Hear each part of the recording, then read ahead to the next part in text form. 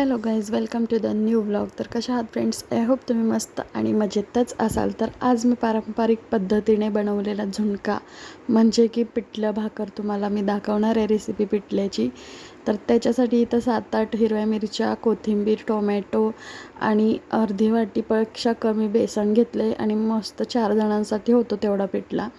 तर इथे जिरे, मोहरी आणि हळद असं घेतले आणि कांदा टोमॅटो वगैरे एकदम बारीक चिरून घ्यायचं, जास्त मोठं करायचं नाही. आणि आता हे हिरव्या मिरच्या ज्या आहेत ना, ते एका मिक्सरच्या भांड्यात काढायचं. आणि लसूण तुम्हाला टाकायचं असेल तर टाका. माझे लसूण संपले होते त्याच्यामुळे मी काय ह्याच्यात ॲड केले नाही. आणि लसूण टाकल्यामुळं खूप भारी टेस्ट येते. आणि याच्यामध्ये आता 2 चमचे आपल्याला जिरं टाकायचं आहे. जिरं टाकलं की याला मस्त आता बारीक करून घ्यायचं आहे मिक्सरला छानपैकी.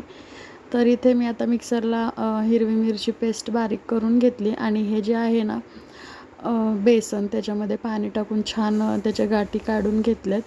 म्हणजे गाठी होतात ना त्याच्यामुळे. आणि मी व्हिडिओ शूट घेतला होता पण तो मी आडवाच मोबाईल धरला होता, पण उभं कसं काय झालं काय माहिती. एकदा होतं माझ्यासोबतच असं. का सगळ्यांसोबत होतं मला नक्की सांगा कमेंटमध्ये. जेव्हा मी मोबाईल आडवा धरते तेव्हा उभाच व्हिडिओ निघतो. जाऊ द्यात, पण असू दे म्हटलं, काय हरकत नाही. तर आता इथे एक कढई ठेवली आहे. कढईमध्ये मस्त जिरे मोहरी तडतडली की त्याच्यामध्ये कढीपत्ता टाकायचा आणि असा मस्त फोडणी असं तडतडला पाहिजे आणि घरभर सगळा वास पसरला पाहिजे. आणि इथं मग नंतर आता आपल्याला जो बारीक चिरलेला कांदा आहे तो घेतला आहे.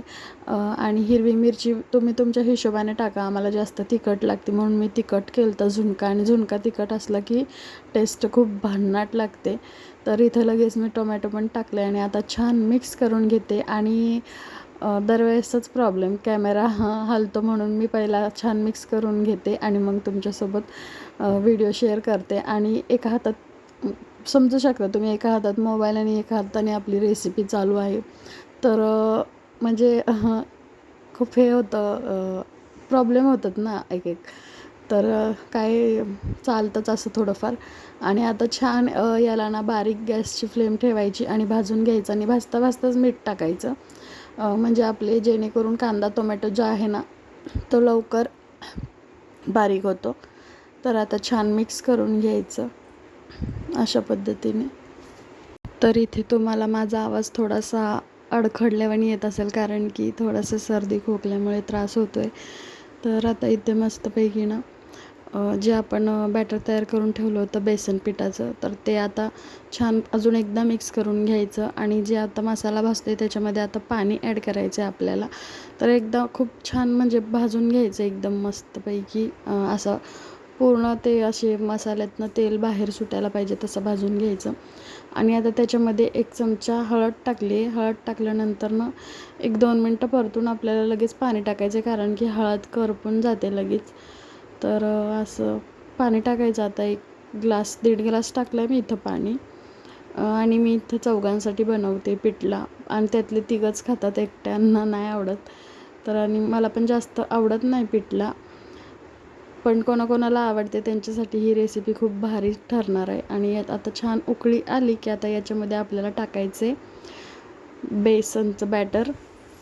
तर बॅटर कधी पण थोडंच टाकायचं, कारण की खूप म्हणजे खूप प्रॉब्लेम होतो, मी फेस केलं आहे. म्हणजे आपण काय करतो, म्हणजे थोडंच असतं ते, पण पाण्यात जेव्हा तो फुलतो ना तिप्पट चौपटीने फुलतो आणि खूप म्हणजे खूप जास्तच होतं बेसन. तर तुम्ही पाहू शकता मी केवढंसं अर्ध्या वाटीपेक्षा कमी बेसन घेतलं होतं. तर आता इथे पाहू शकता किती कढई, म्हणजे अर्धी कढई तर झाली, तेवढं पिठलं झालं. तर आता इथं मस्त छान मिक्स करायचं. थोडे वरून पाण्याचे शिंतोडे द्यायचे आणि झाकून ठेवायचं. 5 ते 10 मिनटासाठी छान शिजू द्यायचं त्या पिठल्याला. तयार आहे आपला पिठला. तर कसं वाटलं रेसिपी नक्की कमेंटमध्ये सांगा. आणि व्हिडिओ थोडा जरी आवडला तर लाईक शेअर कमेंट करायला विसरू नका. भेटूया अशाच नेक्स्ट व्हिडिओसोबत. तोपर्यंत स्वस्त राहा, मस्त राहा, मजेत राहा. आणि बघताय काय, करा की पटकन सबस्क्राईब. बाय.